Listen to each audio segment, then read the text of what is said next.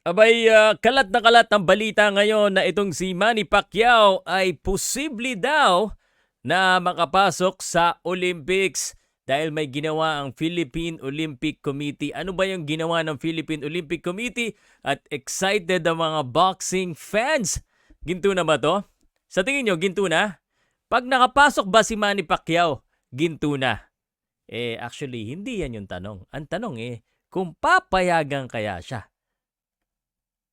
Powercast Sports. If you're new here, don't forget to subscribe and hit the notification bell.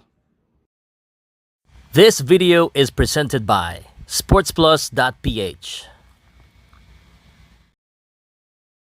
Iniisip-isip ko kagad sa Olympics tinatawag nila si Manny Pacquiao from General Santos City. Former A-Division World Champion Manny Pacman Pacquiao. Baka introduction pa lang, kabahan na yung kalaban niya. Anyway, itong usapan na ito ay talagang mainit pagkatapos nating hindi masyado maganda ang pinakita ng ating boxing team sa Asian Games. Ilan na ba yung makakasali sa Olympic na boxing?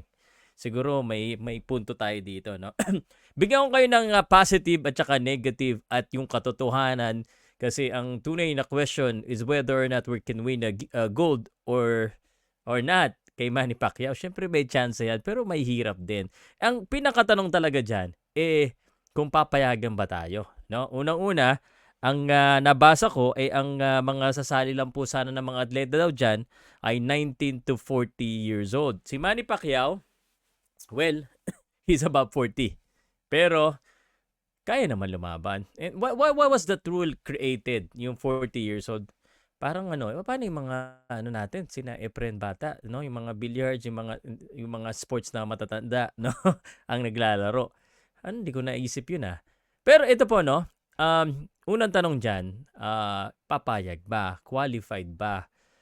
Does Manny Pacquiao need to go through the qualifiers? Kasi may mga qualifiers po na naalala natin sa Asian Games, 'di ba? Merong pag ikaw ay nakapasok sa finals, pasok ka na sa Olympics.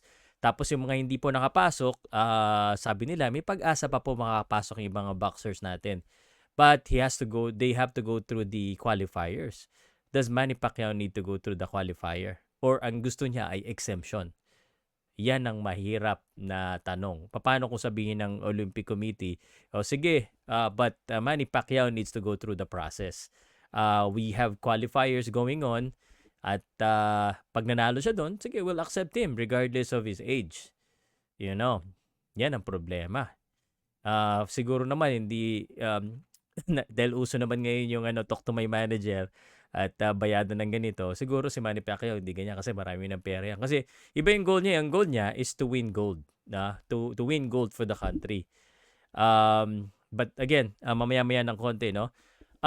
Sa tingin ko, yung personal na opinion ko, dalawa sasabihin ko sa inyo. Gusto ko makita, syempre, because I want Manny Pacquiao to achieve his dream. At marami, alam mo, ilang beses na po, no? Ilang beses na po siyang sinasabihan na wag gawin yan o hindi niya kaya yan. Hindi lang sa boxing, sa basketball, sa pag-aartista, sa pagpupolitika, lahat po yan nagawa niya pa rin.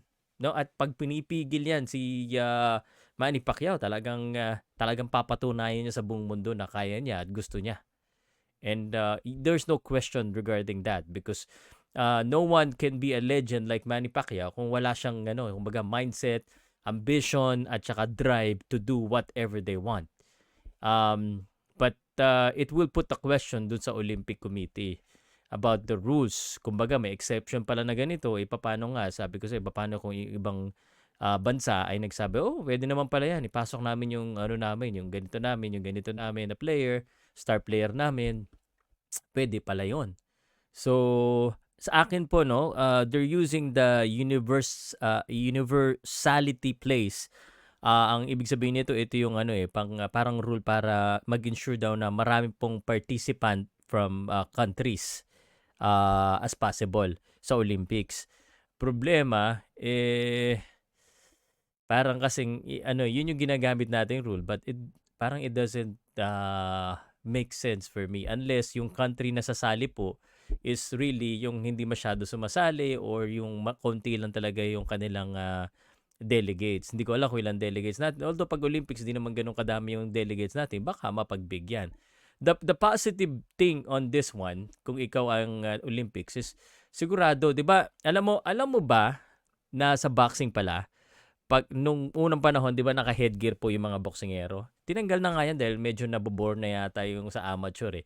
So tinanggal na nga yan. So and that's why they're also this was big news before na yung mga pro ay pwede na sumali sa Olympics as long as of course they're qualified, yada yada yada.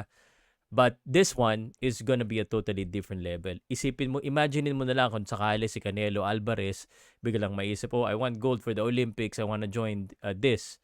Kung may mga mindset silang gano'n. May mga, syempre, kaya nagpo-pro ang boxer kasi mas may pera dyan eh. Malaking pera yan eh. Pero paano kung may boxer na world champion, na magaling, tapos na-achieve niya na lahat? For example nga, Canelo Alvarez. No? Achieve niya na lahat. Tapos gusto niya lang makakuha ng Olympic gold. This will make it look unfair sa ibang nation that went through the process. Although commercially at business wise this is good, and after all Olympics is the biggest sporting event in the world. Syempre gusto natin yung mga malalaking tao sasali diyan. So that's the push and pull on that one. Ano kaya ang maging decision nila? Hindi ako aasa. That's why hindi ko masyado pinag-uusapan kung kaya ba talaga ni Manny manalo ng gold o hindi. Sa tingin ko kaya, pero ang problema, again, at age of 40 plus years old, I'm not gonna say it. Tingnan nyo na lang sa Google. How can he retain exact weight? Anong weight ang lalabanan niya?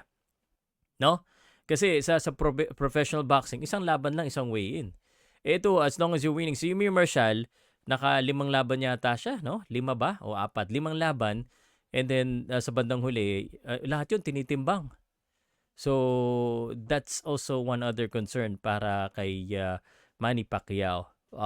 And the thing is, ayoko naman kayo bigyan ng, ayoko umasa, but again, hope for the best, expect for the worst. Personally, I don't mind seeing him sa amateur, but I don't know if his style, especially at this stage, medyo nagugulan ako kasi fan ko si Manny Pacquiao. Kayo ba? Tingin ko baka hindi payagan eh. Doon natin malalaman kung ano talaga yung gustong gawin ng Olympics. Pag pinayagan nila yan, alam mo na. Siyempre, big draw to si Manny Pacquiao. Ano sa tingin nyo? Mag-survey tayo down below. Papayagan ba siya o hindi? I-comment mo and let me know what you think at pag-usapan natin sa comment section.